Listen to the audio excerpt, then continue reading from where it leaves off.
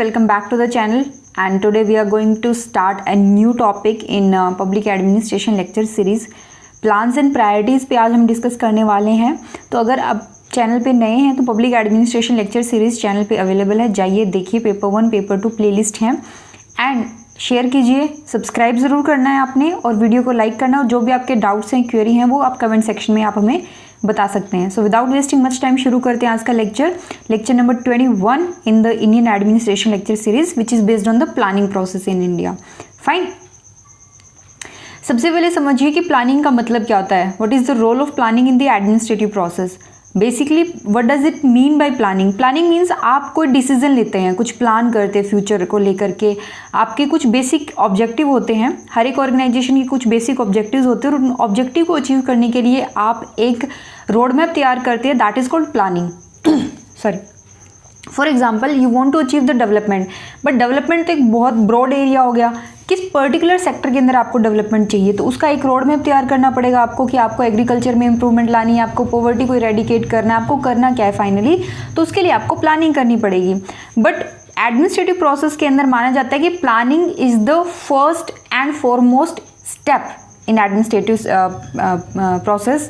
सबसे इम्पोर्टेंट जो है वो होता है प्लानिंग। अगर आपको पता ही नहीं है कि आपके ऑब्जेक्टिव्स क्या है और आपको उनको अचीव कैसे करना है, तो बाकी सारे जो प्रोसेस हैं या जो स्टेप्स हैं उनका कोई महत्व नहीं रह जाता फिर। So the administrative process has 4 basic function of administrative process. First is planning, then organizing, execution and control. अगर आप किसी पर्टिकुलर ऑर्गेनाइजेशन की भी बात करते हो तो वहाँ पर प्लानिंग का मतलब होता है आपने सब कुछ पहले प्लान किया है, डिसाइड किया है, आपने अपने गोल्स को सेट किया है एंड देखा है कि आप वो गोल को कैसे अचीव करोगे। After that you have organized the man and material, फिर एग्जीक्यूट करते हो आप अपने पॉलिसीज़ को, प्लान्स को, और फिर कंट्रोल किया जाता है। Right, so these are the 4 basic function of administrative process. Planning is also called as decision making process, obviously, क्योंकि प्लान करना मीन्स सर्टेन डिसीजन लेना, सर्टेन रोड मैप तैयार करना कुछ ऑब्जेक्टिव्स को अचीव करने के लिए। Administrative planning is crucial for the achievement of results of program. जो प्रोग्राम जो आपने डिसाइड किए हैं उनके रिजल्ट को अचीव करने के लिए administrative planning is very crucial. Planning is the first and foremost activity to achieve result in the administrative process. अगर आप डेफिनेशन की बात करें तो साइमन और उनके एसोसिएट्स ने डिफाइन किया है प्लानिंग को, that planning is the activity that concern itself with the proposal for the future, with the evaluation of alternative proposal and with the method by which these proposal may be achieved।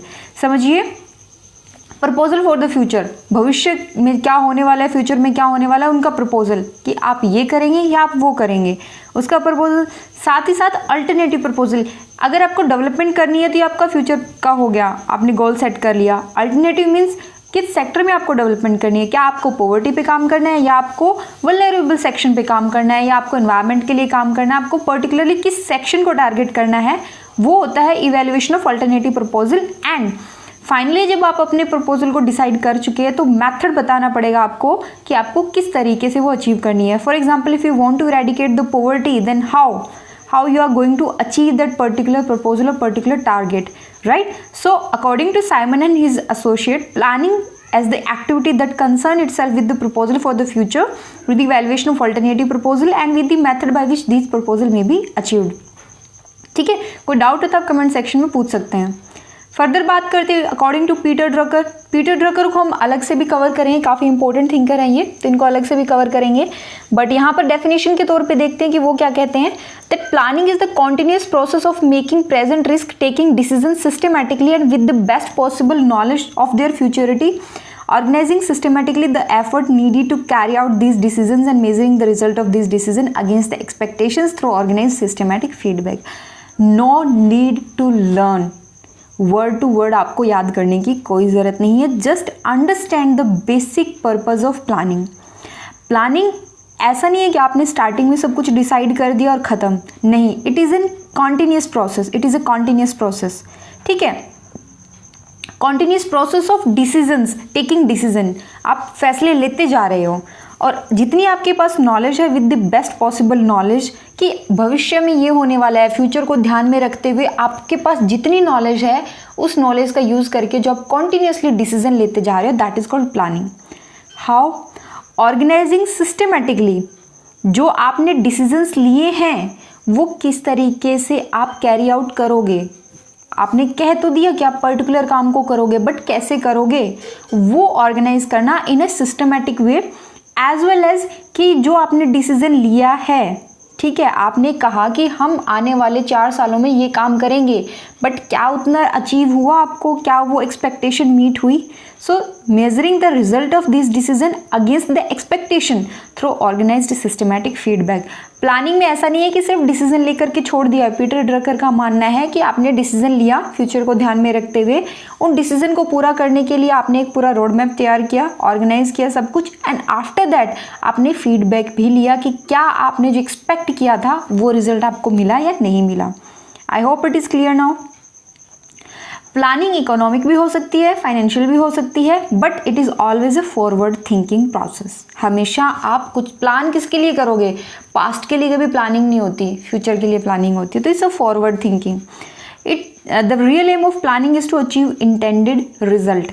Y you plan? आप time table plan करते हो, आप administrative planning करते हो, strategy develop करते हो, क्यों? Because you want to achieve the intended result, जो आपने सोचा वो रिजल्ट आप अचीव करना चाहते हो।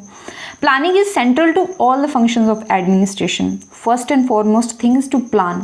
सोचना पड़ेगा आपको कि आपको करना क्या है, राइट? और हमारे लिए यहाँ पर इकोनॉमिक प्लानिंग में हम नहीं जाएंगे कि गडगिल फॉर्मूला क्या था, मुखर्जी क्या था, गांधीयन फिलॉसफी क्या थी, 5 ईयर प्लान इन डेप्थ। वो अगर आप इंटरेस्टेड हैं इकोनॉमिक प्लानिंग में तो आप अपनी इकोनॉमिक सब्जेक्ट या फिर आप अलग से कवर कर सकते हैं, वो हम डेप्थ में यहाँ पर कवर नहीं करेंगे। जो 5 ईयर प्लान खत्म हो चुके हैं उनके बारे में, okay. And what is the mean by plans and priority? Basically जो हमारे टॉपिक है उसका मतलब क्या है प्लान्स एंड प्रायोरिटी का? प्लान का मतलब होता है कि आपके पास कुछ रिसोर्सेज अवेलेबल होते हैं और कुछ टारगेट होते हैं। So basically the goal of every plan is to mobilize the resource of a country for development, for achieving certain result. कुछ रिजल्ट अचीव करने के लिए आप अपने जो कंट्री है उसके रिसोर्सेज को मोबिलाइज करते हो, प्लान करते हो। What is priority? Priority means किसी चीज़ को महत्व देना, प्राथमिकता देना, priority, right? So certain objectives in the implementation plan are given priority keeping in mind the immediate situation as well as available resources and time. जितना आपके पास रिसोर्सेज है, जो आप इमीडिएट सिचुएशन है, फॉर एग्जांपल अगर कंट्री के अंदर आपके पास लिमिटेड रिसोर्सेज होते हैं, ऐसा तो है नहीं कि आपके पास अनलिमिटेड रिसोर्सेज और अनलिमिटेड टाइम है, नहीं, you have available resources and you have limited time. तो आपने क्या करना है कि सिचुएशन को ध्यान में रखते हुए आपने क्या करना है, प्रायोरिटीज़ को डिसाइड करना है कि मुझे डेवलपमेंट तो चाहिए लेकिन मुझे सबसे पहले इस सेक्टर के अंदर डेवलपमेंट चाहिए, फाइन। तो इसको बोलते हैं priority, okay. Now what are the types of planning? तो डेमोक एंड डेमोक बेसिकली इन्होंने 3 टाइप की प्लानिंग को आइडेंटिफाई किया है। फर्स्ट है नेशनल इकोनॉमिक प्लानिंग, जिसमें पूरी इकोनॉमी से डील किया जाता है, dealing with the whole of economy और ए पार्ट ऑफ इट, ठीक है, पूरी की पूरी अर्थव्यवस्था से यहाँ पर डील किया जाता है, national economic planning. After that top level administrative planning, वो बेसिकली गवर्नमेंट से डील करती है, गवर्नमेंट की प्लानिंग से डील करती है एज अ होल, और फॉर इट्स फोर्ट नहीं आएगा, 4 आएगा, ये FORT एक्स्ट्रा है, ठीक है, इसको ठीक कर लीजिएगा, फॉर इट्स प्रिंसिपल डिपार्टमेंट और एजेंसीज। फिर आती है operational planning, that is ground level, वो बेसिकली जो ऑब्जेक्टिव आपने डिसाइड किए हैं उनको कैरी आउट करने के लिए जो प्लानिंग की जाती है, दैट इज़ ऑपरेशनल प्लानिंग। तो national economic planning, top level administrative planning and operational planning, these are the 3 types of planning. Indian context की अगर हम बात करें तो आपको याद होगा कि जब सेकेंड वर्ल्ड वॉर स्टार्ट हो रही थी तो उसी टाइम पे नेशनल कांग्रेस जो हमारी थी, इंडियन नेशनल कांग्रेस, वहाँ पर इकोनॉमिक प्लानिंग का कंसेप्ट आ चुका था। मतलब हमारे जो टॉप लीडर्स थे उन्होंने इकोनॉमिक प्लानिंग के ऊपर डिस्कस करना स्टार्ट कर दिया था। एंड इन द ईयर 1940 या 1940 का जो डेकेड था वहाँ पर INC ने नेशनल प्लानिंग कमेटी के लिए एडवोकेट किया, मतलब they basically want a national planning committee and they set up the national planning committee, right. उसके बाद में, क्योंकि ये तो अनडिवाइडेड इंडिया और बिफोर इंडिपेंडेंस था, प्रायर इंडिपेंडेंस, तो उसके बाद में जब भारत आज़ाद हुआ, डिवीजन मतलब डिवाइड हुआ, पार्टीशन हुआ, तो उसके बाद में in the year 1950 15 of March 1950 planning commission को सेटअप किया गया, राइट। आफ्टर जब आप कॉन्स्टिट्यूशन को अडॉप्ट कर चुके थे तो प्लानिंग एक चीज़ समझिए कि प्लानिंग हमेशा सोशलिस्ट कंट्री की देन है। Planning is basically given by the USSR। USSR means जो प्रेजेंट डे रशिया है, राइट। यूएसएसआर ने प्लानिंग मतलब एक तरीके से इकोनॉमिक प्लानिंग का जो कंसेप्ट है ना कि आपने डेवलपमेंट करनी है लेकिन प्लान्ड वे में, ये हमारा कंसेप्ट नहीं है, ये सोशलिस्ट कंट्रीज का कंसेप्ट है, कैपिटलिस्ट कंट्री का नहीं है ये, right. But we adapted this concept India के हिसाब से and by a resolution of 15 March 1950 planning commission को सेटअप कर दिया जाता है। Planning commission was the main planning agency at the national level in India. Was क्यों? क्योंकि थी ये 2015 के अंदर प्लानिंग कमीशन से नीति आयोग बन चुका है, तो आपको डिटेल में प्लानिंग कमीशन कवर करने की ज़रूरत नहीं है, जस्ट कि आपको पता होना चाहिए कि what was planning commission and आपको डिटेल में करने की ज़रूरत है नीति आयोग के बारे में, राइट। प्लानिंग कमीशन तो सेंट्रल लेवल पे था, उसके नीचे बहुत सारी स्टेट प्लानिंग बोर्ड्स और डिपार्टमेंट होते हैं, उसके फिर नीचे फिर डिस्ट्रिक्ट प्लानिंग कमेटीज़ होती हैं, और सिर्फ प्लानिंग कमेटी के अलावा बहुत सारी ऐसी एजेंसीज हैं जो इनपुट प्रोवाइड करती हैं प्लानिंग प्रोसेस के अंदर। So beside some other agencies are also involve in the planning process, fine. जैसे कैबिनेट हो गया, कमेटीज़ होगी, तो बहुत सारी ऐसी एजेंसीज हैं जो प्लानिंग प्रोसेस के अंदर इन्वॉल्व होती हैं डायरेक्टली और indirectly, right.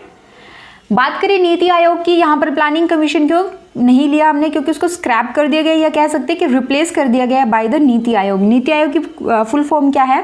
The national institution for transforming India, right.